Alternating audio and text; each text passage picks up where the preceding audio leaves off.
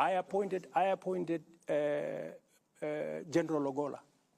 General Ogolla is among the people who went to Bomas to try and overturn my victory. Do you know that? But because when I looked at his CV, he was the best person to be general. I called him and I sat him down. I told him, my friend, you went to Bomas to try and overturn my victory. But because you are the best person to be general, I'm going to give you the job. That is how it works with me.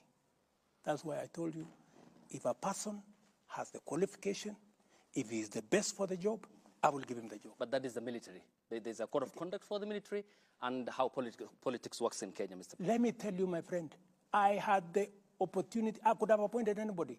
I had, I think, 10 choices. I didn't have to. You know, there are people who say, oh, you know, William Ruto appointed Ogolla because he was the deputy CDF. That's not the case.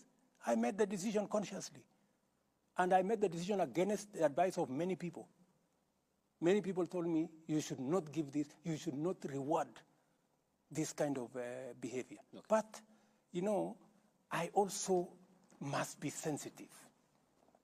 What exercised my mind? This gentleman has a good track record. And in fact, when I spoke to him,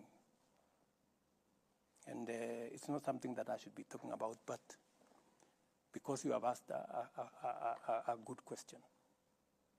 What exercised my mind is, this gentleman, yes, he may have made a mistake. Maybe because the commander-in-chief that time told him what to do. Maybe he, and when I talked to him, he told me, I have no defense. He told me, I have no defense. You do with me whatever you want. I cannot defend. It was wrong. What I did was wrong. Yeah? I am also conscious.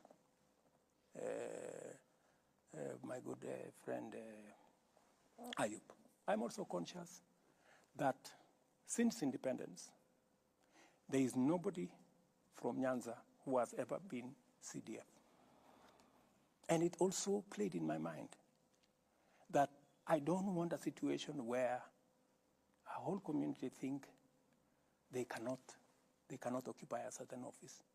So many things that are part of my system overweighed the mistake he had done.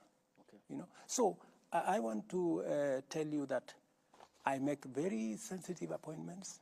I make very deliberate appointments. Many of the appointments, of course, that do not have to directly require my signature.